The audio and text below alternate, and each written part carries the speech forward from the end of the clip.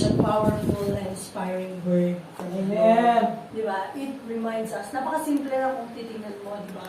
Pero it creates a great impact in our lives. Amen. Which is, we certainly needed in our everyday life. Di ba? Hindi lamang sa araw-araw, kundi sa oras-oras, di ba? Because life can be unpredictable. Sometimes, di ba, you are okay, nagising ka, okay ka, natapon lang yung kape mo, nasira na yung araw mo, di ba? May nakasalubong ka lang, or dapat sa ilang ng kape mo, it suddenly changed everything. Yeah. Di ba? But if we are full or loaded with the Word of God, surely you can handle things gracefully. Diba? So, di ba napansin nyo yun? Pag nagsimula yung araw mo, nagising ka, okay na okay ka, kumakanta ka, nagpupuri ka, di ba? Tapos isang pagkakamali, tapos parang pag nasimulan na yung isang mali, sunod-sunod na, parang ang dami ng pagkakamali sa isang araw.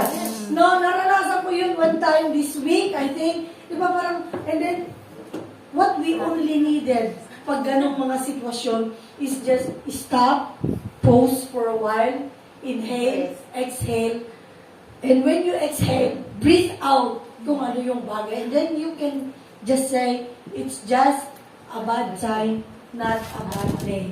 It may be a bad day, but not a bad life. Amen? No?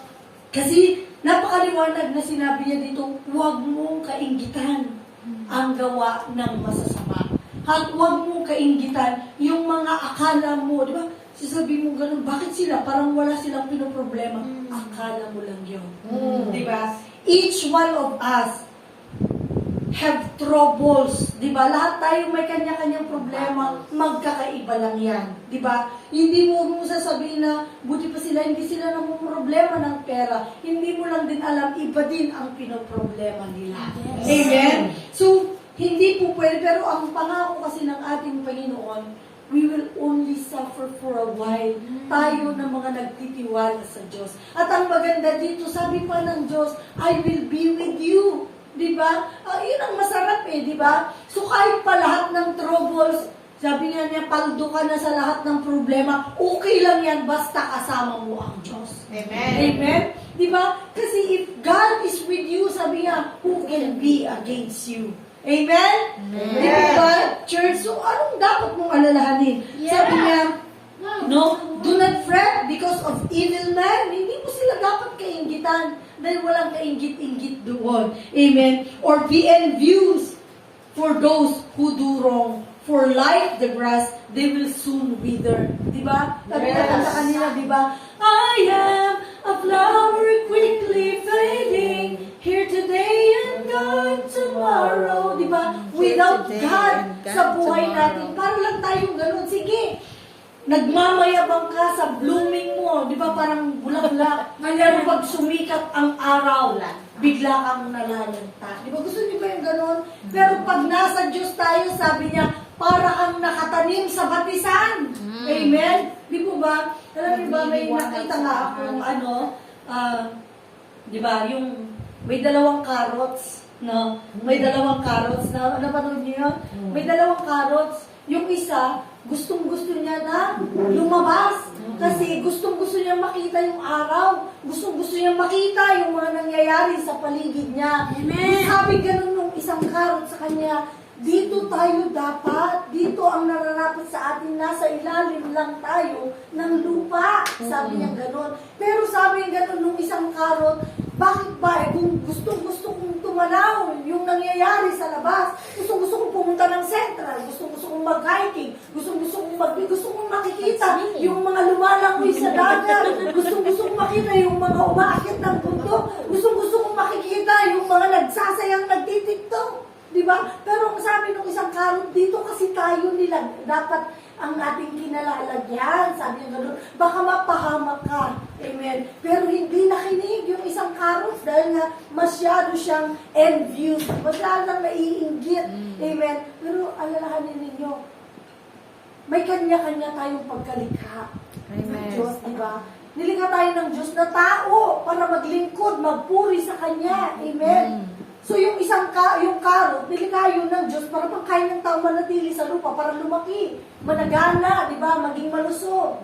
Amen? No, pero iba yung gusto niya, di ba? Minsan ganun tayo di ba? Alam mong nilikha ka ng Diyos para umawit sa Kanya, tumugtog sa Kanya, sumayaw sa Kanya, pero ano pinagkakabalahan mo ngayon, di ba? Di ba, church? Amen. No, sometimes we need to reflect on those things. No? So, ang nangyari, no, dahil pilit lumalabas, di ba? Pilit lumalabas yung carrots. Nakita siya ngayon ng mga insekto. Amen? So, kinain siya. Di ba? So, ang nangyari, nabulok siya. Yeah. Amen? Sabi ganun nung isang carrot, sabi nung una kasi sa'yo huwag kang lalabas dyan. Amen? Church? Amen. Kaya kinakain tayo ng sistema minsan. Amen. Kinakain tayo ng mga bagay sa mundo. Yeah. Diba? Na Hallelujah. masyado natin pinagkakabalaan, kinaiinggitan. Amen. Ito ang gusto kong buhay Diba? Parang gano'n Diba? Huwag niyo kung itulsa, kung gusto niyo manatili dyan, manatili kayo, basta ako, lalabas. Diba? Church, pero sabi gano'n ng Diyos, huwag natin kainggitan yung mga gano'ng bagay. For like the grass, they will soon wither. Sabi niya, like green plants, they will soon die away. Diba? Kaya alam niyo, sa labas, maraming naglalakad na patay. Yeah. Patay ang espiritu. Bakit ko sinabing patay sila? Dahil hindi na sila nakakaramdam. Yes. Kapag patay na ang espiritu mo, yun ay dahil nabubuhay ka na sa kasalanan. Amen. At pag nabubuhay ka na sa kasalanan, no church, wala ka ng guilt. Hindi ka na nagigilty na hindi ka na nakaka-fellowship. Hindi ka na nagkakaroon ng guilty na hindi mo nagagampanan yung pagkatawag ng Diyos sa iyo. Hindi ka na nakakaramdam ng konsensya, di ba? Church, yung wala ka ng pakialam.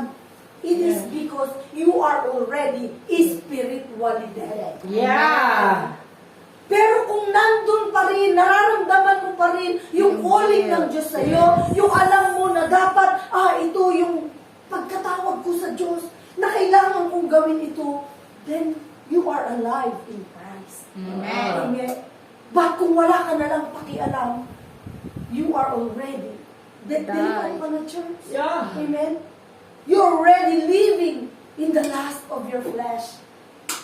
Amen. Buried. Diba? So, ang patay, anong dapat gawin sa patay? Libing. Buried. Sa Biblia nga, sabi niya, yung mga patay, sinusunod na lang. Yeah. Amen, church. So sabi niya, trust in the Lord and do good.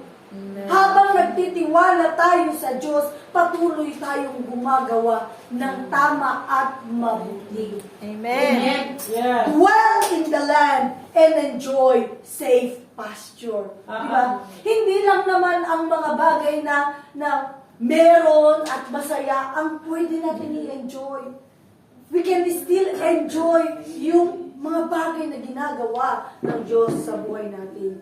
I-enjoy mo yung sitwasyon mo yan, o kahit mahirap, pastor. Yes! Why not? Dahil sa kahirapan mo at sa mahirap na sitwasyon mo, sa imposibleng sitwasyon mo, doon mo maa-appreciate kung paano yung ginagawa ng Diyos. Amen! Doon mo na-appreciate, di ba? Masasabi mo na lang na, akala ko hindi ko na ito malalampasan. But God is so good. Amen. Diba? So good. Hindi mo namamalayan lumilipas ang araw. Diba? Natatapos ka, magtataka ka na lang, diba? Bakit nararanasan ko itong pabor na to, diba? Pero sabi nga sa kanta, di ako magtataka kung ba't sa akin napupunta. Diba? Hindi nakakapagtaka kayo because why? Dahil nanatili ka sa presensya ng Diyos. Ano man ang mangyari. Di ba? Di ba nakita niyo dito yung example dito in Mark 13? Tingnan po natin, no? In Mark 13, di ba tama? Mark 13, in verse 41, Jesus sat down opposite the place where the offerings were put and watched the crowd putting their money into the temple treasury. Many rich people threw in large amounts, but a poor widow came and put in two very small copper coins, worth only a fraction of a penny. Calling his disciples to him, Jesus said, I tell you the truth. This poor widow has put more into the treasury than all the others. Diba? Sabi niya, they all gave out of their wealth, but she, out of her poverty, put in everything, all she had to live on. Diba? Anong kinabubuhay mo ngayon? Diba? Are you putting it into the feet of Jesus Christ? Diba? Kung lahat ay ino-offer mo sa Diyos, sabi niya kanina, lahat, when you commit yourself to the Lord, and this poor widow is a real, diba? She exemplified the true meaning of commitment. She committed everything sa buhay niya. Sabi niya, lahat ng ikinabubuhay niya, inilagay niya doon. Amen? And see, ito yung sinasabi ko no? Nakikita ng Diyos. So palagay niyo ba, pababayaan ng Diyos yung poor widow na yon? No. Na siyang naglagay at ibinigay niya lahat ng kanyang ikakabuhay? No, amen. No, amen. Diba? Kasi sabi nga we cannot serve two masters. Amen. Habang nabubuhay tayo, di ba, sa kasalanan, nabubuhay tayo sa Diyos. Hindi pwede yun. But this poor widow, sabi niya dito, she put everything. Di ba? When we say commitment, is everything. Everything we have. Masaya, malungkot, meron, wala. Ilagay mo sa Diyos. Ibigay mo sa Diyos. I-commit mo sa Diyos. Amen. Kaya nga sabi niya doon sa ating main verse sabi niya, parangalan mo si Yahweh. Ito ang totoong meaning po when it says, delight yourself to the Lord and He will give you the desires of your heart. Parangalan mo si Yahweh. Dahil pag ang Diyos, di ba katulad ng widow na yon? Nalubos ang Diyos sa ginawa niya because she put everything without partiality and without reservation. Amen. Dahil ang paglilingkod sa Diyos, hindi pwedeng hati-hati yan. Amen. Hindi pwedeng sala sa init, sala sa lamig yan. Hindi pwedeng okay ngayon, sa susunod hindi. Hindi ganoon ang gusto ng Diyos. Amen. Diba? At hindi rin natin masasabi, hindi rin natin pwede sabihin na after lang ang Diyos sa kayamanan natin. No, amen. Ano kayamanan ang sinasabi natin, di ba? We don't have. God has given us everything. Amen. Church, kaya nasabi ganun ng Diyos kahit malalaki yung mga binigay ng mga mayayaman na yon, sabi ganun ng Diyos, they only put a portion of their wealth. Yung tira-tira, amen. But this widow put in everything she had to live on. Diba? Lahat ng ikinabubuhay niya. Kaya nga kung ang buhay natin, kung ano yung kinabubuhay natin, diba?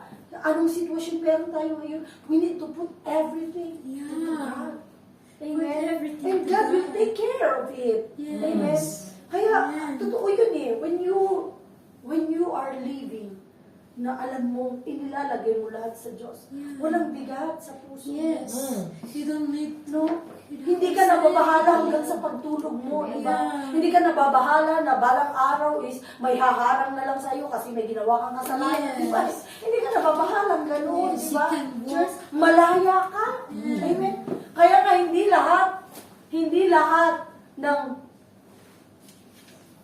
lahat ng preso nakakulong Kaya. Mas marami pang naglalakad sa labas. na hindi malaya. Yes. Amen. Sabihin ko Hindi sa na sila ito. makauwi ng Pilipinas. Amen. Hallelujah, Jesus. So sabi niya gano'n, sabi niya dito, no? Be still. Di ba? Be still. Manatili ka. Amen. Kaya huwag kang lakad ng lakad. Wala nang bata. No? Be still. Sabi niya gano'n. Before the Lord. And, ito yun wait patiently. God wouldn't ask us to wait patiently kung walang paparating. Yes! Kaya meron tayo nakikihintay ka, pero hindi ka naman kasali pala. Di ko na Di ba, church? sasabihin. Di ba? Di ko na sasabihin. Hallelujah, Jesus. Sabi niya, be still before the Lord. Kaya nga, hindi mo alam minsan yung motibo ng mga pumupunta, baka nagmamasid lang di ba? Sure. Amen. No. Be still before the Lord and wait patiently for Him. Amen. Sabi niya, do not fret. Huwag kang magalit, huwag kang mabalisa, huwag kang mainggit. Amen. When men succeed in their ways. Amen. When they carry out their wicked schemes. Amen. Di ba? Ginagawa lang ng Lord, kailangan kong gawin to kasi hindi nga OT. Akala nila yun ang magpapayaman sa kanila. No, sabing ganun ng Diyos, hindi ko ito tatanggalin sa puso ko na sinabing ganun ng Diyos in Haggai. What you earned, I will blow away. Amen. Yeah. Because you are busy And bodies. that is true. Habang pinababayaan mo yung ipinagkatiwala ng Diyos sa'yo, na dapat ay ginagawa mo, God said, I will blow away yung mga Amen. pinagpapagalan mo. Amen. Kaya kahit OT ka pa ng OT, ano OT ka Wait pa? and we can see them. Di ba? Alam niyo ba ang meaning ng OT? Overly tired. Di ba, church? No? Yeah. Hallelujah. Sabi niya, refrain from anger and turn from wrath. Do not fret. It leads only to evil. Yeah. Kaya huwag kang Distraction. maingit. Amen. Dahil ito hindi magbubunga ng mabuti. Amen. From evil men, for evil men will be cut off. Amen. Ang masaklat dito pala, no? Akala mo, nandun pa yung kamay ng Diyos sa'yo. Pero mismo ang Diyos ang nagsabi, it will be cut off. Cut you off. Yeah. Hindi ako nagsabi yan. Basahin Cut mo. off na. No. Wala na pa. But those! Diba? Diba? Totoo yun Pag sinabi nilang cut off na, cut Wala off na. na. Kahit ano pang gawin mo, diba? Hindi ka na pagbubuksan. Wala Hindi na. ka na i-entertain. Bakit na Amen. ako? Diba, church? Pag naabutan ka na ng cut off, kahit maglupasay ka pa dyan. Diba? Kaya pala yung mga 10 virgins, yung 5 virgins na cut off sila. Amen. No, church. Sabi niya, but, di ba sabi ko kanina, yung wait patiently, but those who hope in the Lord will inherit the land. Live and Hello! Diba? Araw-araw. Sino pa ba ang mag-i-inherit sa kayamanan ng Diyos? Hindi tayo, amen, na lubos na nagtitiwala at naghihintay sa Hindi ko na sila isishare. Amen. Hallelujah, Jesus. Tapos sabi pa niya, a little while, and the wicked will be no more. Amen. A little while. And they will be no more. Amen. Konti na lang. Amen. Pwede naman silang bisitahin. Dalhan ng fruits. Amen. Hallelujah, Jesus. Sabi niya, though you look for them, kahit hanapin mo pa sila, hindi mo na sila mahahanap. Exactly. Nagpapahinga sila dun. Yan. Amen. Kasi, dalhan mong fruits eh. May nagbabantay pa sa kanila. Amen. Sabi niya, but the meek will inherit the land and enjoy great peace. Amen. Masarap kaya. Yeah. Gabi-gabi na lang, masarap talaga ang tulog ko. Yes. Masarap talaga ang tulog. Sabi nga ni Bishop kagabi, may napapanood siya kasi sa Reels 5 signs that you are stressed. Hindi ka na makakain, hindi ka na makatulog. Sabi ni Bishop, ay hindi kami stress. Di ba, church? Ay hindi tayo stress. Masarap Yes. kami kumain Sarap kaya Yan. kumain. Masarap kami matulog Bata ba na? Di ba? Church, pasikip ng pasikip yung mga pantalon ko Yung Di baka- ba, church? May Palaki ng palaki yung size ng mga suot natin. Yeah. Amen? Hallelujah, Jesus. Hallelujah. Thank you, Lord. Sabi niya, ito nga ang masarap dito Sabi niya in verse 16, hindi niya sinama kasi ito Better the little that the righteous have than the wealth of many wicked. For the power of the wicked will be broken, but the Lord upholds the righteous. Amen. Di ba napakasarap? The days of the blameless are known in the Lord, and their inheritance will endure forever. Di ba? Masarap, di ba? Pagka ito, sabi niya, if the Lord delights in a man's ways, He makes his steps firm. Though he stumble, he will not fall, for the Lord upholds him with His hand. Amen. Church, di ba napakasarap nito? Masarap kaya pagka alam mo na ang Diyos, sabi mo, Lord, ikaw na ang bahala sa lahat. Maganda siya sa Tagalog. Church, napakasarap kaya. Di mo na mamalayan, Buong verse na to. Just nauubos na pala yung listahan ng mga hirap mo. Kaunti. Amen. Tinitingnan ko nga, sabi ko gano'n, wow, check. Sabi ko, check. This one, check. Di ba? I am free. Di ba? I am free. So Wednesday, check lahat yan. Yung check mong inuubos mo. Check lahat yan. At the end, napalitan na ng check na checkbook na pala. Yeah. Ang hawak mo. Dati ang hinahawakan mo lang check. Kung sa'yo, check. Checkbook na. kung sa'yo check sila, checkmate. Checkbook sa'yo, sila daw checkmate. Amen, church. Basta sabi niya, sabi Yes. nga in Galatians 6:9, Yeah. my favorite Do verse. good. No, never stop in doing good. Yes. For at the proper time, You will a harvest. harvest. If you do not give up. Amen. Yun. Yun ang pinakamagandang part If niya. you not- If you do not give up. Yes. So what happened? Ano na lang kaya ang mangyari sa mga nag-give up? Yes. Church, what will they reap? If we who are not giving up is reaping a harvest, so what will those who quit will reap? Remember, Amen. quitters never will. Amen. Tayo po ito kayo sa presensya ng Diyos.